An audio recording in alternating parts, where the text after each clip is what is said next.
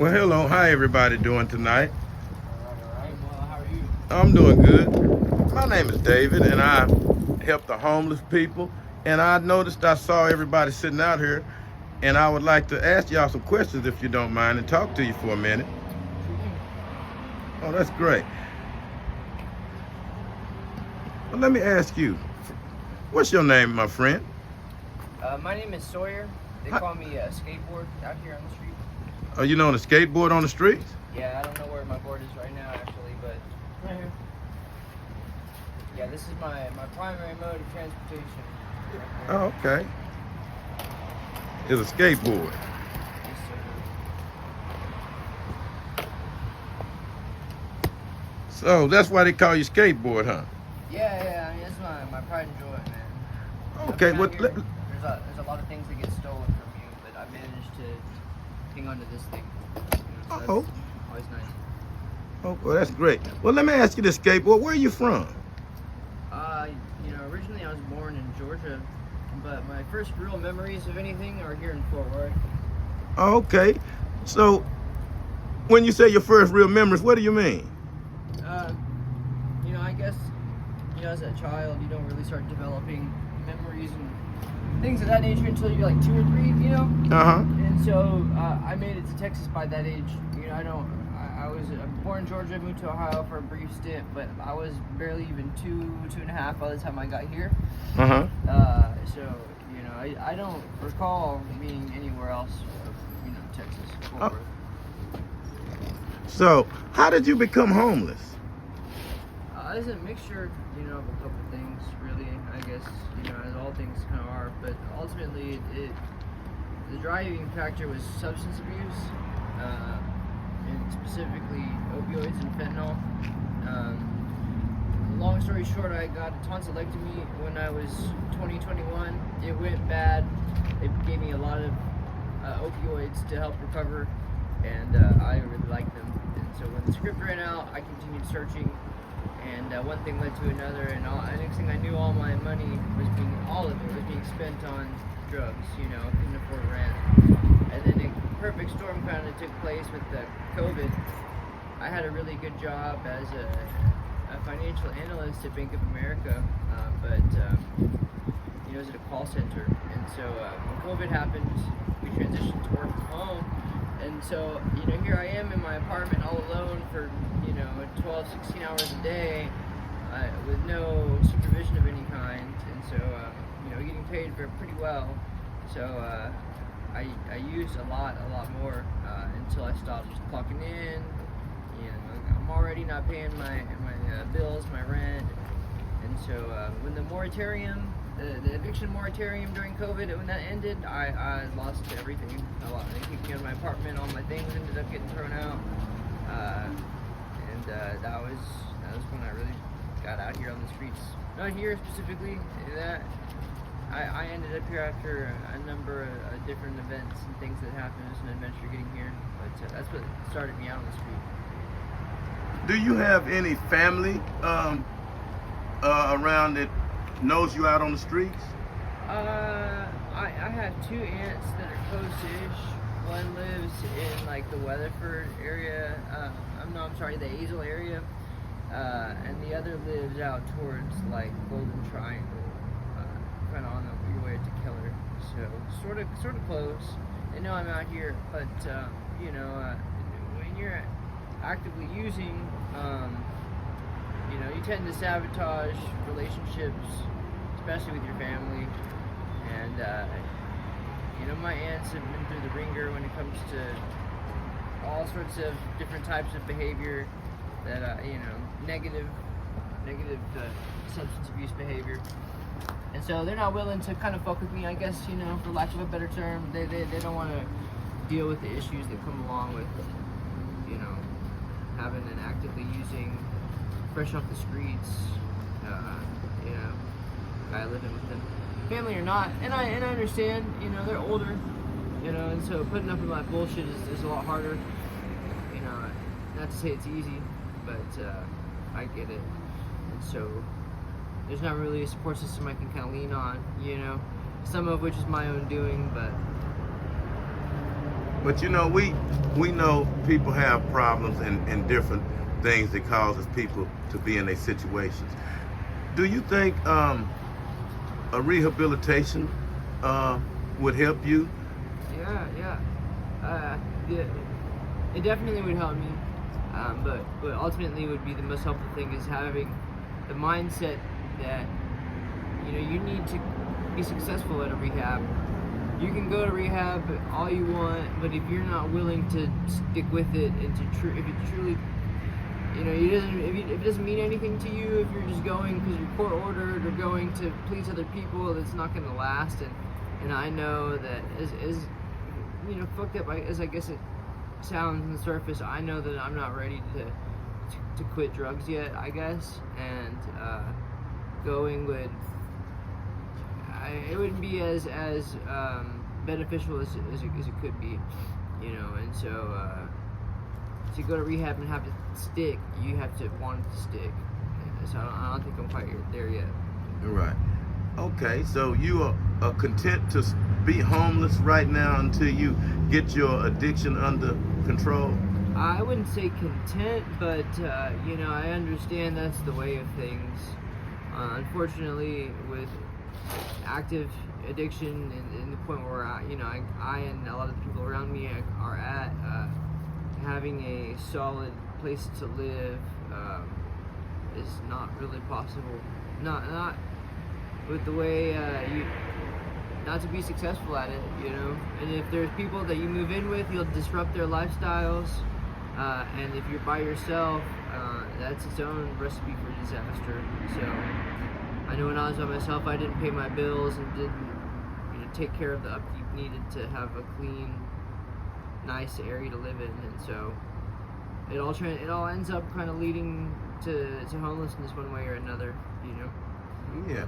It seems like you said that you were you worked in the stock market or something like that. You said earlier. Yeah, a financial analyst. Financial analyst. Yeah, Bank of America. Yeah, you Bank of America. Yes, now, sir. And that's a pretty good job, and that means you're a pretty smart person. And so I'm gonna ask you this: what do you think would it take for you to get out of being homeless and get back to where you were when you were working as an analyst for Bank of America? That's a tough question. Stable place to live. Yeah, but see, a stable place to live is nice and all, but if I don't have that mindset that I was talking about, I end up sabotaging that place to live. And I think for me, man, I've been doing a lot of thinking about that actually. Now that I'm glad that you bring that up. And for me, one thing is proper treatment of trauma. With counselors and things like that, it's a huge thing. Because ultimately, a lot of us are out here because we're treating trauma that we haven't dealt with. And we do that with drugs, and then doing drugs leads to being out here, and so it all kind of is hand in hand. But a large part of it, I feel, stems from undealt with trauma. And then the second thing for me would be so the only amount of time I've ever had clean and successfully for a long period of time was using methadone. And I think getting back in the clinic for me in particular, is another thing that I need to do. Deal with trauma and get on methadone, and I think I could get long-term housing and be successful at it, reemployment, and so on and so forth. And then, but those, I could find additional tools along the way, but those are those first two that I think I really need to take care of to have any hope of getting out of the hole I'm in. Yeah, I can understand that, because I can imagine that the trauma that a lot of people have to deal with is homeless, that they haven't had a chance to even talk about or even come to grips with how to even deal with it. And I understand what you're saying. And we feel your pain, and we're going to do whatever we can to help you and try to find some solutions to what's going on.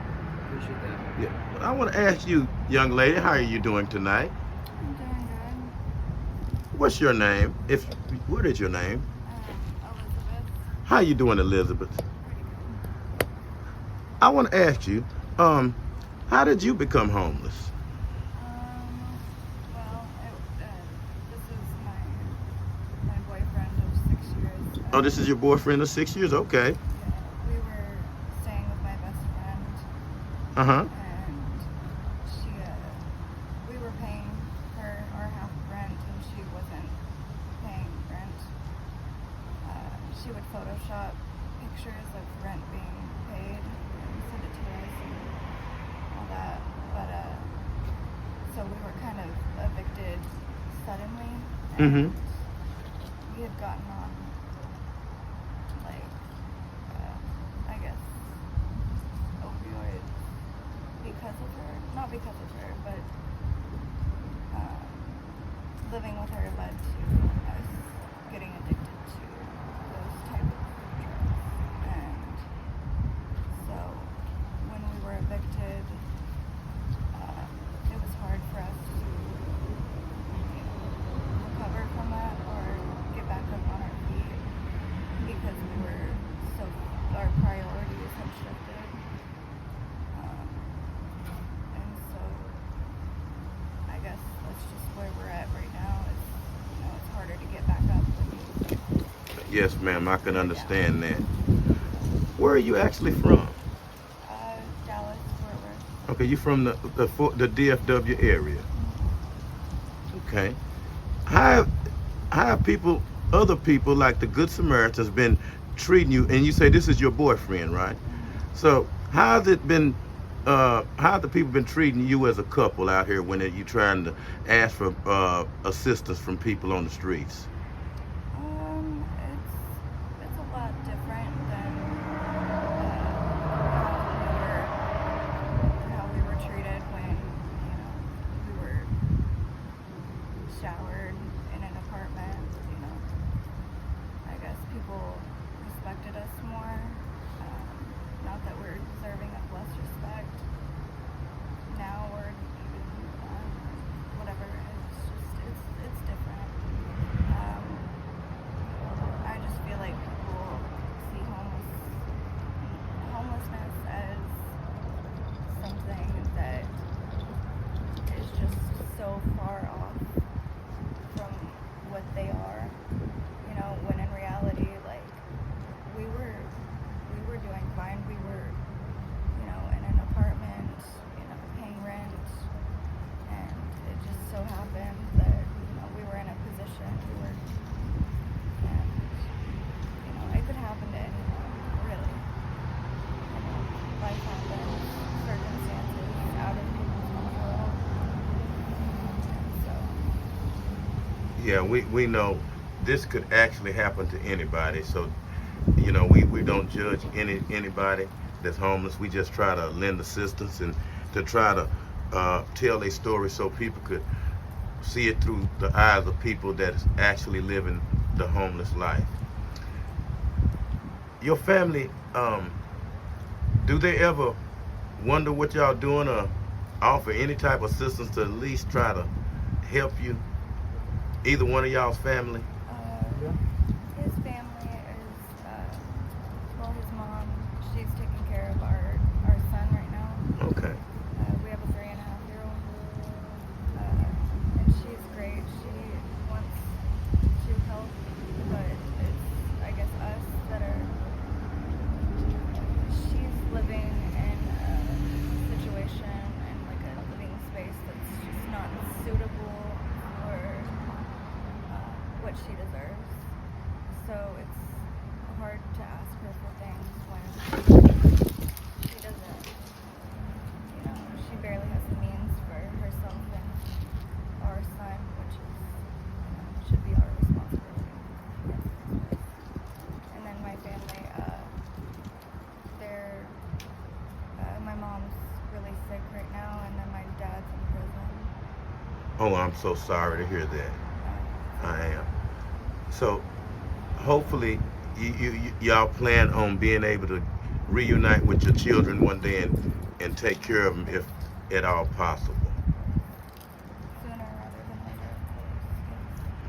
than later. Do you see any way that you could possibly get out of being homeless? What could people do to help you in your particular situation? Because I know there's people out here that's willing to help, and sometimes the situation it seems dire, but it's not, because you have good Samaritans all over trying to help people. So, if you had to say something to people out there now, what would you say to them on behalf of people that's homeless and going through this? I guess just the little things, you know. It doesn't have to be money, although sometimes it helps. Little acts of kindness, you know, like food or just whatever you can spare or say, you know, even just acts People or get words of ideas. kindness. Homeless people get IDs because most of them don't have IDs, and it's hard for them to get any kind of benefit to run IDs. Yeah, that's It's a big one. but I do feel like there's a bunch of like resources. I feel like maybe Well, I'm so sorry to hear that.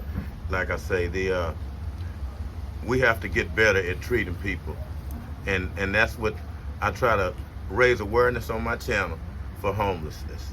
And so when people that watch my channel see some people that's homeless, they try to lend some assistance. And I know it's getting cold, and I would like for you. What do you think that y'all would need right now as the weather changing? A tent. We need tents, clothing, socks. Yeah. I'll tell you one thing that would be amazingly helpful for me. Yes, sir. You know, it's not thought of commonly, but bus passes. You know, Yeah. if someone were to hand me a bus pass instead of $5 when I was panhandling, you know how far that would go. And it forces my hand. You know, it's not like you give me the money for the bus pass and now I could rationalize later on to, you know, spend that money on things I probably shouldn't. But if you give me the bus pass, I can't spend that, you know, anywhere else. But I can use it really, really efficiently if I have it. Like if the days in which I've gifted them randomly are, you know, and I had no opportunity but to use it because it was already spent by someone else. I end up taking care of a lot of stuff. And, you know, I can get to places and, you know, resources and things like that, which I previously couldn't. Yeah, bus passes, man, that'd be awesome. Well, that's a good idea, and I want my listeners to hear that bus passes is one of the most important things that people that homeless needs right now. And I want to ask my friend over here. I hadn't got a chance to talk to you yet, sir. How are you doing over here? All right. How about yourself? I'm doing great. I'm Dylan, by the way. What did you say, my friend? My name's Dylan.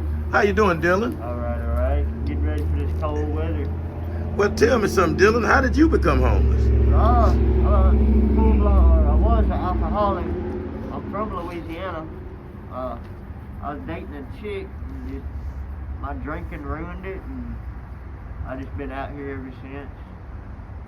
Okay, so you was dating someone and you had a drinking problem. Yeah, and just pretty much got stuck out here, and don't nobody want to help a drunk, so, Oh, well. or an alcoholic that don't want to help themselves. Well, let me tell you, we don't judge nobody for what they do, and we is all about helping people, and no matter what you do, you know, we know people are homeless for one reason or another. We know people out here that's homeless on drugs. Some of them are, not all of them, and we know some have drinking problems.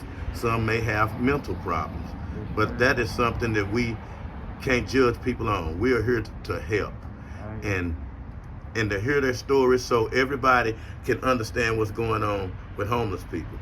So tell me, how's your journey been going on since you've been homeless? How have people been treating you?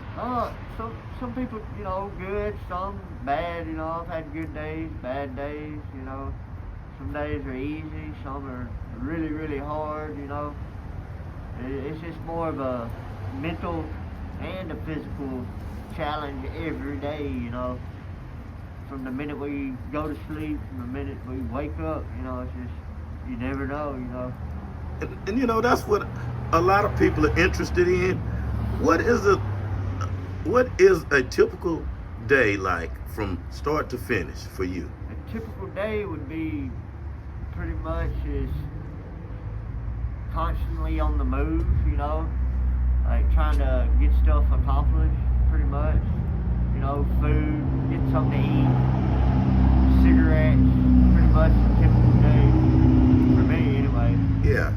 You know, just trying to come up on a dollar to survive. Yeah, I see you got some food. Yes, sir. You know, here's some food here, Yeah. and then I see you have you some food there. It's my plate. I threw my plate away. It's somebody else's. This is all my stuff. I don't camp here. I got to camp down there on the railroad track. Okay. So I just come up here and visit with my friends. Okay, so these are your friends you come visit with. Sure. That's a good camaraderie with homeless people. Yes, sir. You know, you gotta have friends out here. You know, you gotta know people to, you know. Yes, sir. Well, Uh, so tell us what goes on at nighttime. I know I've been hearing some stories about how tough it is out here at night and how hard it is to survive while it's cold. no, What? it depends. It varies. You know, sometimes it's pretty laid back, quiet, and sometimes it's just, I don't know. People come out of the woodwork, thing just you know, you don't know who they are, what they're doing, or you know, if they're on shit or tripping. You know, so it's just a combination of, you know, sleeping with one eye open pretty much. You know, it's hard to sleep sometimes, but if you know you got some friends that are around, you know, it ain't as hard, you know. Yes. But if you're by yourself, yeah, you're gonna have to go find you a little cubby hole somewhere, you know, and pray to God that nobody walks up and attacks you. You know what I mean? Wow. Yeah. And the weather, you know, it's like sometimes it'd rain, you know, sometimes it'd be freezing during the winter. You know, of course it's freaking horrible, but you know, you just gotta find the people, places, and things is what it's really about. Pretty much. What's up, Tony? How y'all doing? How you doing, Tony? Well, so I noticed that you did say that y'all have a lot of people that you hang around with that kind of helps you or like out, and that is a good thing, and that's what, you know, at least we take comfort in that y'all work together as a group to survive. And I know it's getting cold. What would you like to say to the people out there that what could they do for the homeless people as we as the weather change? Oh, God bless everybody, and you know, happy Thanksgiving, and help if you can help. You know, some people ain't able to help but want to help, but you know, sometimes it helps to wave, you know, or tell somebody, you know, that what the weather's going to be like, you know, type thing, you know. But if you can help, a couple bucks, you know, that's a blessing, you know. But if not, that's cool. Yes, sir. Because not everybody likes homeless people, or you know, they automatically assume like they're just, you know, drug addicts and drunks, and you know, they don't want to help themselves, so they give you like a mean look or something, you know. So it's always good to at least have a wave, you know, or you know. Yeah. Well, I'm glad you said that, because an act of kindness goes a long way. Yes, sir. And Yes, sir. and I want everybody to hear that, because something as small as a wave and a kind look goes a long way for people that's homeless. Yes, sir. Thank you so much, my friend, and we're gonna make sure that people remember that part of being courteous to people and treating them like human beings, like we treat everybody else. Homeless people shouldn't be no exception, sir. That's right. Thank you so much for telling us that. Yes, sir.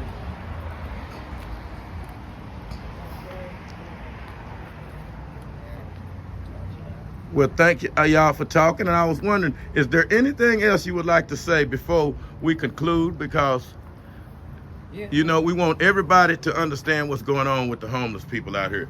So anything that you could tell us would be greatly appreciated. So what would you like to say, my friend? Yeah, something that's common, especially when you panhandle, is care packages, little bags of goodies and things, utility-related items, whatnot. I think that people are really, really gifted at, you know, deciding what goes in those gift bags.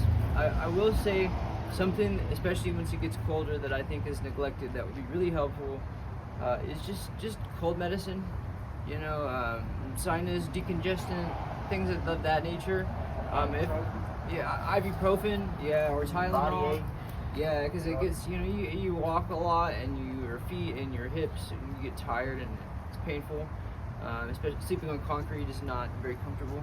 So Tylenol, ibuprofen goes a long way. So just, standard, nothing too crazy, over-the-counter medication if it's financially reasonable for whoever is making these kits will be awesome. Just basic medication-related items. Would be a great alternative to trying to substitute it with, narcotics. Yeah, definitely kind of keeps us away from, using those illicit painkillers too, because that's a big reason that you want to use when you're out here is you're hurting and you're tired, and if you have some ibuprofen, I'd be more inclined to not go get something worse. And then for the females and stuff, just standard period related items. That's something that gets overlooked too. I think it's super helpful for them. Toilet paper. Yeah, that kind of stuff. But otherwise, that's the only thing I'd like to add. I appreciate you helping us get the word out and allowing people to see things from our perspective. So I'm grateful. Thank you. No, we're grateful to you for you letting us come into your world and talk to you about what's going on and to raise awareness for homeless. And that's what it's all about, to let everybody know that we have a homeless crisis out here and we need to do something about it. No one deserves to live in these conditions.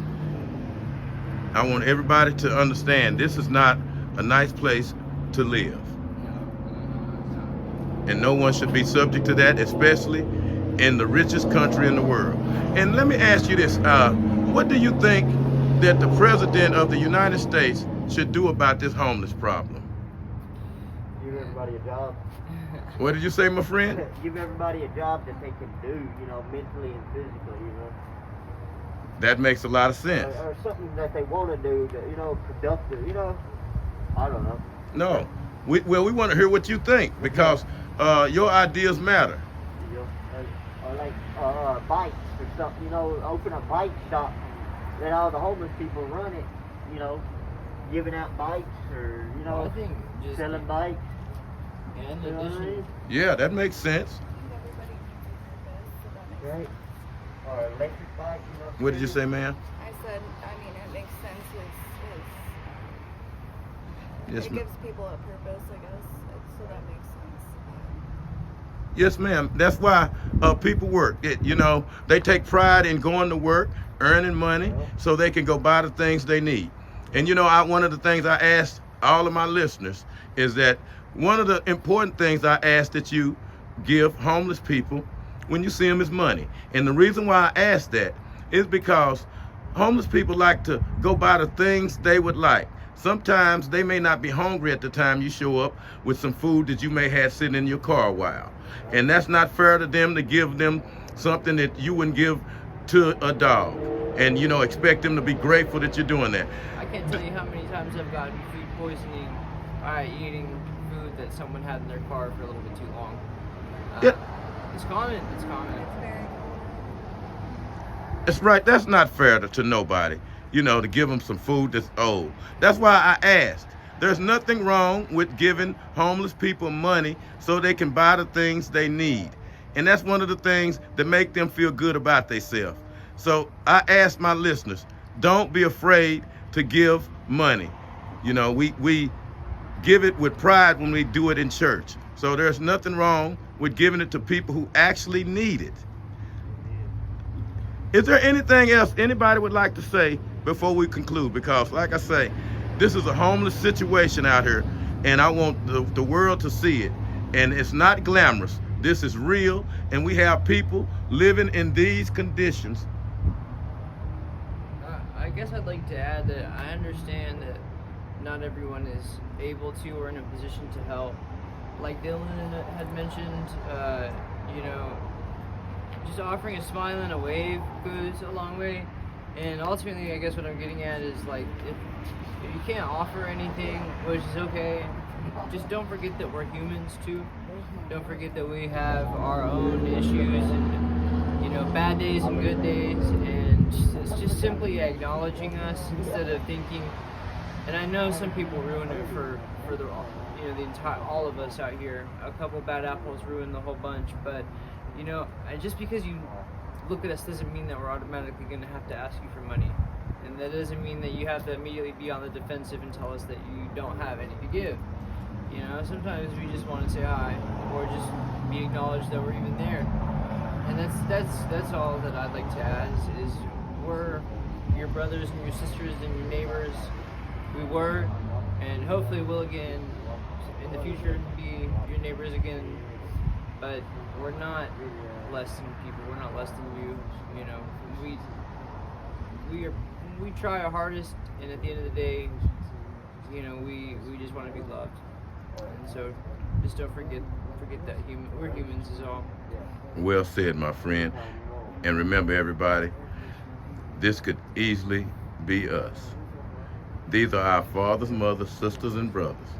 So if anybody's out there, any family members out there, and they see these are their family members, forgive them for whatever.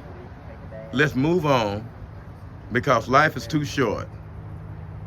As I conclude, I'm going to walk you through where these good people are staying to let everybody know that no one should live like this.